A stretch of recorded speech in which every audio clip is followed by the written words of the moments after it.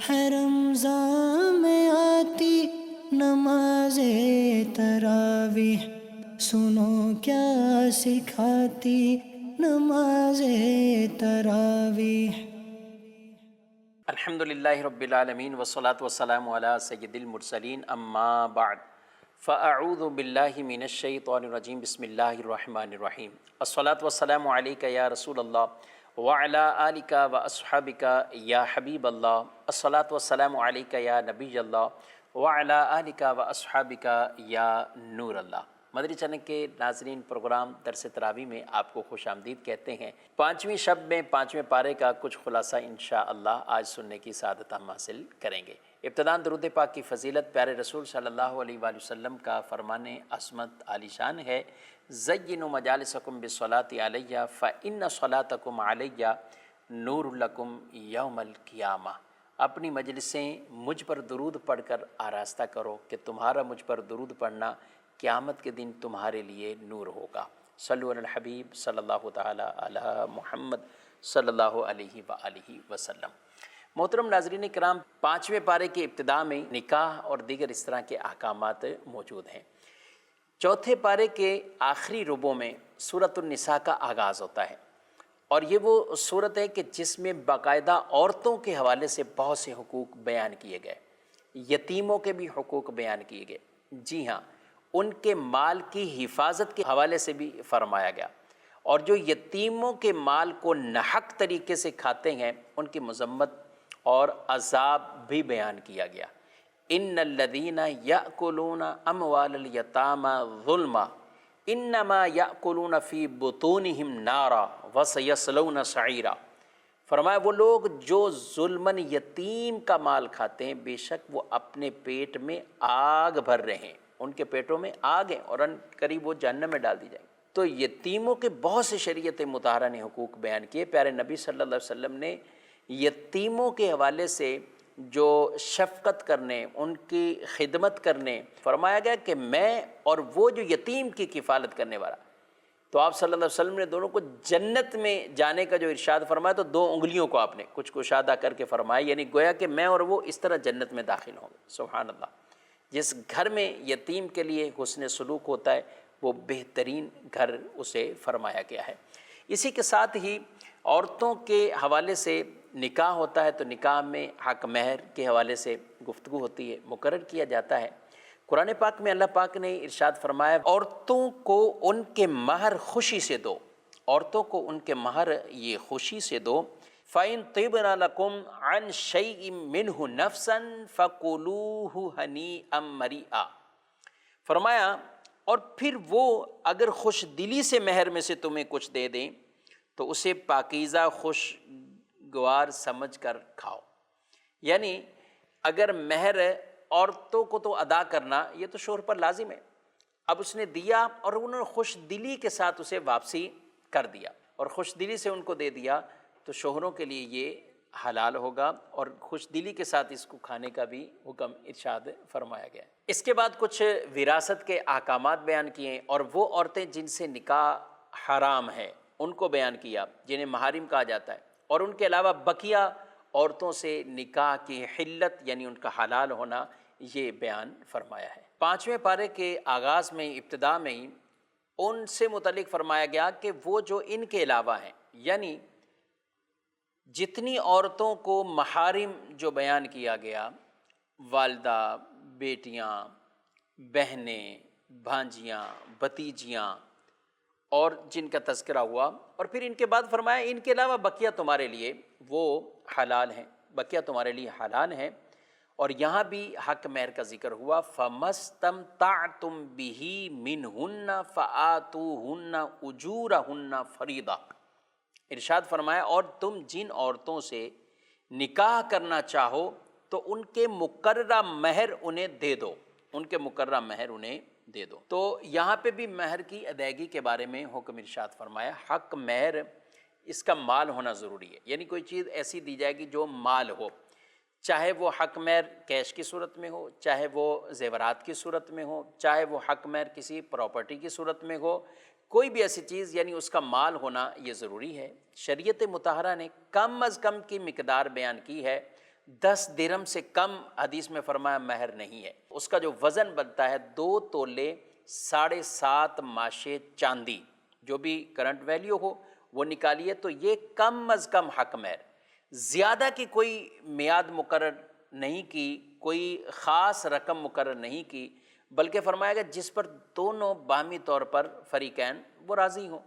البتہ رکھنا وہی چاہیے کہ جس کو دینے کی طاقت ہو اور ارادہ بھی موجود ہو کہ حق مہر ادا کرنا ہے۔ انسان اپنی بیویوں کو پتہ نہیں کتنے تحائف دے دیتا ہے زندگی میں، حق مہر نہیں ادا کرتا،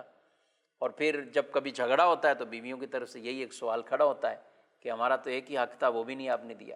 تو اس لیے حق مہر بھی شوہروں کو دے دینا چاہیے، اس کو ادا کرنا چاہیے۔ اس کے بعد اگلے رکوع میں اللہ پاک نے ایمان والوں کو حکم دیا، یا ایھا الذین آمنوا لا تأکلوا اموالکم بینکم بالباطل الا ان تکون تجارۃ عن تراض منکم۔ ارشاد فرمایا اے ایمان والو، باطل طریقے سے آپس میں ایک دوسرے کے مال نہ کھاؤ، باطل طریقے سے، حرام ناجائز طریقے سے یہ نہ کھاؤ، البتہ یہ ہو کہ تمہاری باہمی رضامندی سے تجارت ہو، تمہاری باہمی رضامندی سے وہ تجارت ہو۔ یہاں جو فرمایا گیا باطل طریقے سے مال نہ کھاؤ، مطلب یہ ہے اس کا کہ وہ طریقہ جس کو شریعت نے حرام قرار دیا ہے، چاہے وہ سود ہو، چاہے وہ چوری ہو، چاہے وہ رشوت ہو، مال کو غصب کرنا، یہ چیزیں،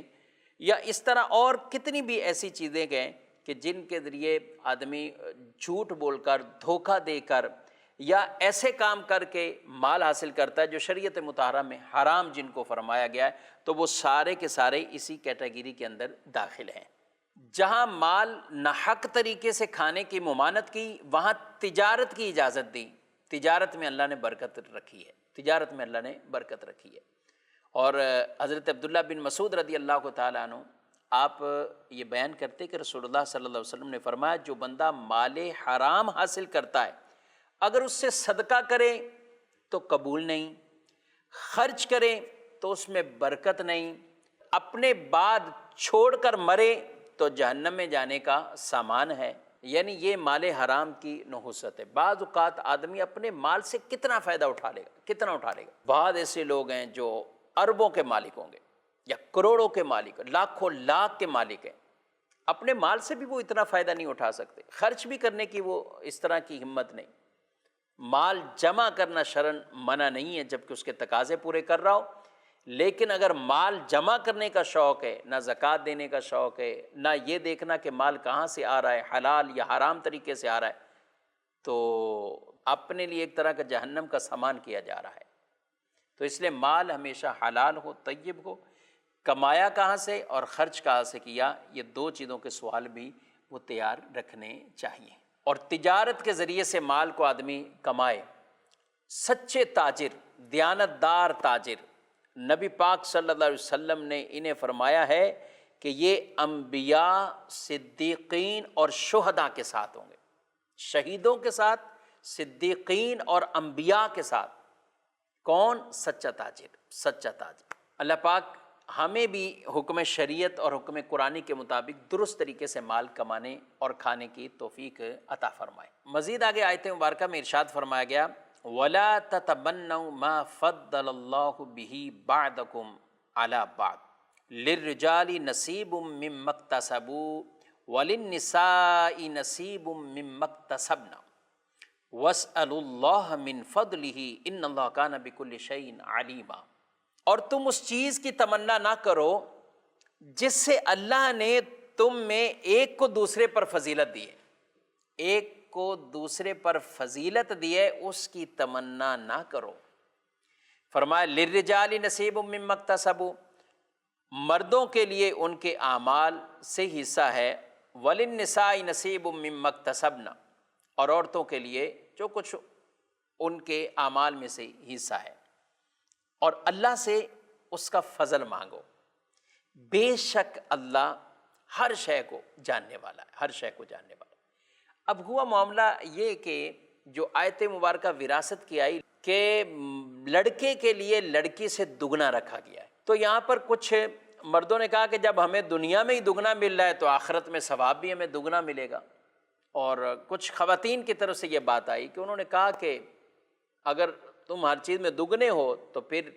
اس کا مطلب عذاب کے حوالے سے بھی ہمارا آدھا حصہ ہوگا، اتنا نہیں ہوگا جتنا مردوں کو، یعنی دگنا ہوگا۔ تو اللہ پاک نے یہاں پر یہ حکم ارشاد فرمایا، ایک تو یہ کہ ایسی چیز کی تمنا نہ کرو جو اللہ نے بعض کو بعض پر فضل عطا فرمائے۔ کچھ چیزیں فضل کہلاتی ہے،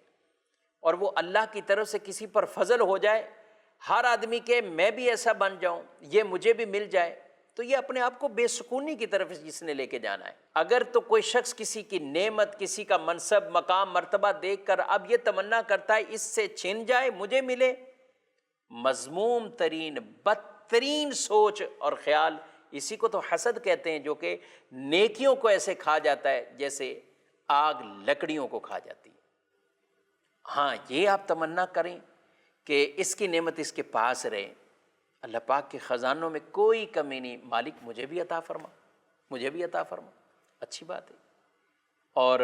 اس کو مذموم نہیں کہا گیا، اس کو منع بھی نہیں کیا گیا۔ تو یہی اصول ہے مدنی چینل کے ناظرین، ایسی چیزوں کی تمنا کے پیچھے ہی کیوں جانا کہ جہاں اتنے آگے جو ہے وہ خطرات ہوں۔ اب آدمی اگر کہے کہ ہر چیز ہی مل جائے، ہر چیز ہی مل جائے، کسی کو مال ملتا ہے، ظاہری خوبصورتی نہیں ہے، حسن نہیں ہے، اب وہ کہ مالدار بھی میں ہوتا اور خوبصورت بھی میں ہوتا، میری سب سے زیادہ آواز اچھی ہوتی، میرے سب سے زیادہ انداز اچھے ہوتے، تو اب کیا ہوا، مال کی نعمت ملی لیکن اب اس کے تمنا پیدا ہوئی نہیں، خوبصورتی بھی ہوتی، یہ بھی ہوتا، وہ بھی ہوتا، تو جو نعمت ہے اس سے بھی حقیقتاً وہ فائدہ نہیں اٹھا سکتا، اور اس کو بھی گویا کہ حقیر جان رہا ہے۔ اچھا دوسری طرف کوئی خوبصورت ہے تو وہ مال نہیں ہے، تو اب وہ جو اللہ نے حسن دیا ہے، خوبصورتی دی ہے، وہ اس نعمت کو چھوڑ کر کہے کہ وہ مجھے مل جائے۔ اچھا کسی کو علم کی دولت سے نوازا ہے، تو علم کتنا بڑا یہ خزانہ ہے، یہ دولت ہے، تو اہل علم اپنی اس نعمت پر کہ شکر اللہ کا ادا کریں۔ اب اگر دل میں پیدا ہو کہ یہ تو ٹھیک ہے لیکن وہ چیز ہوتی یا وہ بھی ہوتی، تو پھر کیا ہے کہ یہ تو پھر اپنے آپ کو ناشکری کی طرف لے کر جانا ہے، ناشکری کی طرف۔ اور اس لیے تو ہمیں ترغیب دی کہ دنیا کے مال کے حوالے سے یا دنیاوی معاملات کے اندر اپنے سے نیچے والے کو آدمی دیکھے تاکہ جو کچھ ہے اللہ کا شکر ادا کرے، ورنہ تو جس کے پاس جتنا مال ہے وہ چاہتا ہے کہ اس سے اور دگنا بن جائے، اس سے اور دگنا بن جائے۔ تو اس لیے اللہ نے جو نعمتیں عطا فرمائی ہیں ان کو دیکھیں اور اس پر ہمیں شکر گزاری کرنی چاہیے، اور جو چیز نہیں عطا ہوئی وہ اگر جائز طریقے سے رب سے مانگی جاتی ٹھیک ہے، لیکن اگر لوگوں کے اندر اس طرح کی تشویش اور حسد میں پڑھ کر اپنے کسی رشتہ دار کی کوئی اچھی ترقی، اچھا بزنس، اچھی جاب یا ان کے بچوں کے اچھے رشتے ہوتے ہوئے دیکھ کر وہ برداشت نہ کرنا اور حسد کے اندر مبتلا ہو جانا، تو یہ تو اللہ پاک کی ایسی تقسیم ہے کہ جس پر اگر آدمی راضی نہیں رہتا تو ایسوں کے لیے فرمایا گیا وہ پھر رب بھی کسی اور کو بنا لے کہ جو میری قضا پر راضی نہیں، میرے ان فیصلوں پر راضی نہیں۔ اللہ اکبر۔ تو لہذا ایسے گناہوں سے آدمی کو توبہ کرنی چاہیے۔ اس کے بعد آیات مبارکہ میں اللہ پاک نے مردوں کی وہ اہمیت اور ان کی افضلیت، عورتوں پر وہ سردار ہیں، وہ بیان فرمایا، اور اگر میاں بیوی کے اندر کبھی کسی طرح کی نا اتفاقی ہو جاتی ہے تو اس کے بارے میں بھی ارشاد فرمایا کہ اگر ایسی نافرمانی یا آپس میں ان کی ناچاکی ہو جائے تو اب کیا کریں، فَبَعَثُوا حَكَمًا مِّنْ أَهْلِهِ وَحَكَمًا مِّنْ أَهْلِهَا، تو ایک پنچایت، ایک حکم ایسا بن جائے، یعنی لوگوں کا ایک گروہ ایسا بن جائے جو مرد کی طرف سے اور عورت والوں کی طرف سے ہو، یہ دونوں بیٹھیں اور ان کا ارادہ اگر صلح کا ہے تو اللہ بھی ان میں توفیق عطا فرما دے گا اور ان میں صلح پیدا فرما دے گا۔ لہذا جب کسی کی ناچاکی دیکھیں تو ہمیں بڑھ چڑھ کر آگے صلح کروانے والا بننا چاہیے، نہ کہ یہ کہ ان کی لڑائی کو اور شے دی جائے اور ان لوگوں کو وہ ان کے اندر نفرتیں ڈالنے کی کوشش ہرگز نہ کی جائے۔ پھر بخل کے حوالے سے کچھ آیات مبارکہ میں اس کا کلام ہوا اور اس کی مذمتوں کو اللہ نے بیان فرمایا ہے۔ آگے ایک آیت مبارکہ نازل فرمائی، اس کے ایک شان نزول ہے اور بڑا ہی خوبصورت شان نزول ہے۔ فرمایا ان اللہ لا یغفر ان یشرک بہ ویغفر ما دون ذلک لمن یشاء، کہ اللہ شرک معاف نہیں کرے گا، اللہ یہ معاف نہیں کرے گا کہ اس کے ساتھ شرک کیا جائے، اور اس کے علاوہ جو ہے وہ اللہ معاف فرما دے گا، وہ اللہ معاف فرما دے گا۔ اب معاملہ یہ ہوا کہ نبی پاک صلی اللہ علیہ وآلہ وسلم نے حضرت وحشی رضی اللہ تعالیٰ عنہ جو بعد میں اسلام لے آئے تھے، ان کو آپ نے دعوت اسلام پیش کی، ان کو پیغام بھیجا، اور ان کو جو پیغام بھیجا گیا تو انہوں نے آگے سے جو جواب دیا کہ اسلام تو یہ کہتا ہے کہ جو نہ شرک کسی نے کیا ہو اور نہ کوئی بدکاری اور برائی کی ہو اور نہ ہی اس نے کسی طرح کا کوئی قتل ناحق کیا ہو، کیونکہ اگر یہ کام کیے تو وہ جہنم میں جائے گا۔ قرآن تو یہ بیان کر رہا ہے، تو ہمارے لیے نجات کی کیا صورت ہوگی؟ تو اللہ پاک نے آیت مبارکہ نازل فرمائی الا من تاب وآمن وعمل عملا صالحا فاولئک یبدل اللہ سیئاتہم حسنات، فرمایا مگر وہ جو توبہ کرے، ایمان لائے اور نیک عمل کرے، اللہ اس کے گناہوں کو بھی نیکیوں میں تبدیل فرما دیتا ہے۔ تو یہ آیت مبارکہ نبی پاک صلی اللہ علیہ وسلم نے یہ آیت دے کر پیغام بھیج دیا۔ اب جب وحشی نے دیکھا تو کہنے لگا کہ یہ آیت میں تو یہ کہا گیا ہے نا کہ جو ایمان لائے اور نیک عمل کرے، مجھے اپنی زندگی سے تو کوئی پتہ نہیں ہے نا، یہ امید نہیں کہ نیک عمل کا موقع ملے یا نہ ملے، اور یہاں پر بخشش اور نیکیوں میں تبدیلی اس کے لیے جو نیک عمل کرے۔ یہ دوبارہ پیغام یہ حضور اسلام کی بارگاہ میں آتا، تو آپ نے پھر یہ آیت مبارکہ یہ نازل ہوئی، ان اللہ لا یغفر ان یشرک بہ، کہ اللہ شرک معاف نہیں کرے گا، یعنی شرک سے توبہ کر لو، شرک معاف نہیں ہوگا۔ وَيَغْفِرُ مَا دُونَ ذَلِكَ لِمَن يَشَاءُ، شرک کے علاوہ جو کچھ ہے اللہ معاف فرما دے گا جس کے لیے چاہے گا، جس کے لیے چاہے گا۔ تو جب یہ پیغام آیت مبارکہ دے کر بھیجی گئی تو وحشی نے آگے سے کہا کہ اس میں یہ کہا گیا ہے کہ جس کے لیے اللہ چاہے گا معاف کرے گا، تو مجھے تو اللہ کی مشیت نہیں پتہ، اللہ میرے لیے چاہے گا یا کیا ہوگا۔ اللہ اکبر، یعنی رسول اللہ صلی اللہ علیہ وسلم بھی کتنے آپ اس حوالے سے کہ یہ کسی طرح مسلمان ہو جائے، دین کی طرف آ جائے، شرک چھوڑ جائے، آپ صلی اللہ علیہ وسلم نے اتنی آیت مبارکہ، اور رب بھی ایسی قرآن پاک میں آیات کو نازل فرما رہا ہو۔ تو پھر یہ آیت مبارکہ نازل ہوئی، قل یا عبادی الذین اسرفوا علی انفسہم لا تقنطوا من رحمت اللہ، اے محبوب فرما دیجئے ان سے کہ اے میرے بندو جنہوں نے ظلم کر لیا اپنی جانوں پر، تو وہ اللہ کی رحمت سے مایوس نہ ہو، مایوس نہ ہو۔ تو جب آپ صلی اللہ علیہ وسلم نے یہ آیت بھیجی اس کی طرف، تو وحشی آ گئے اور حضور صلی اللہ علیہ وسلم کی بارگاہ سے کلمہ پڑھ لیا اور مسلمان ہو گئے، صحابی رسول بن گئے۔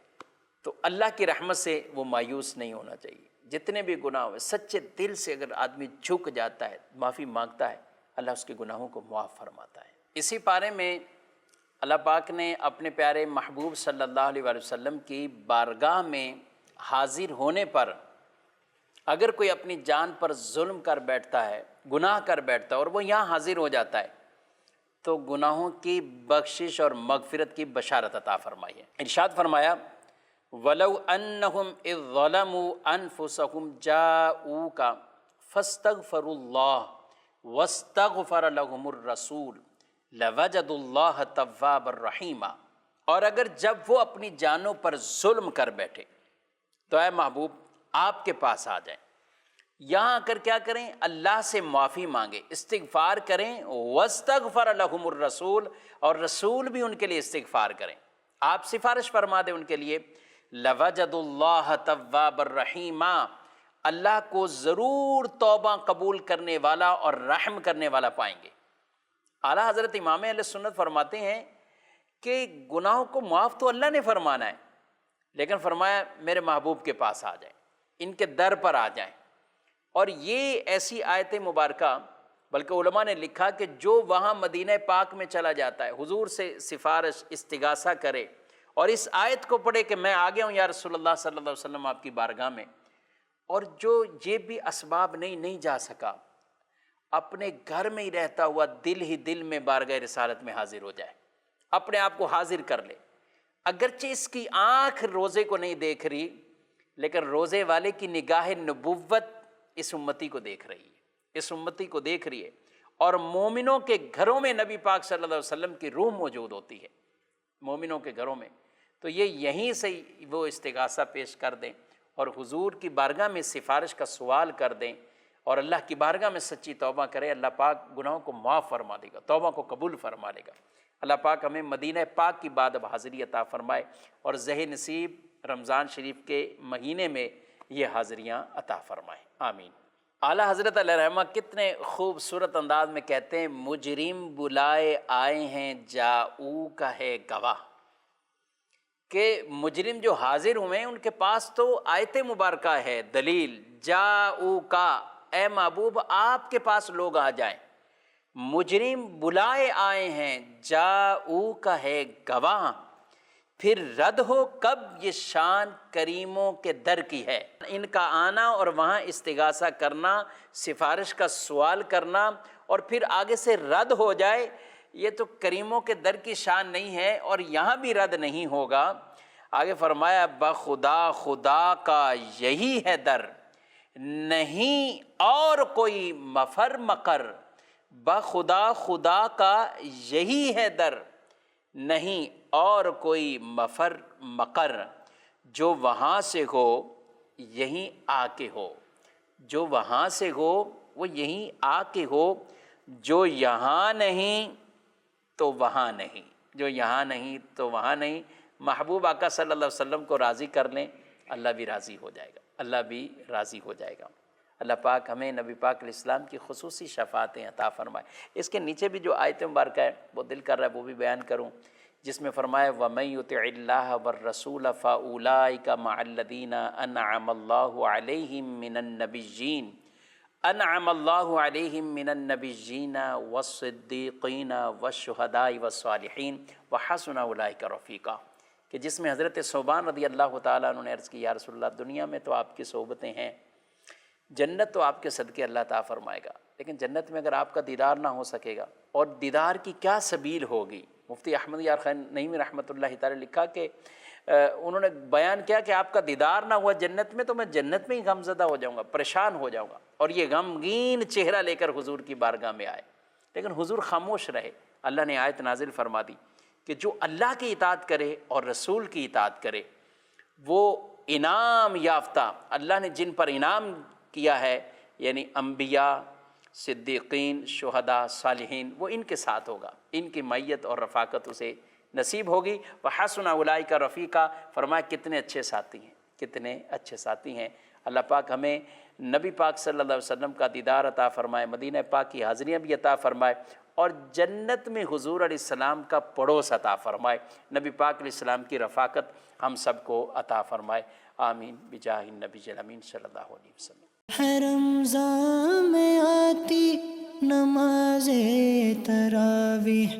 سنو کیا سکھاتی نماز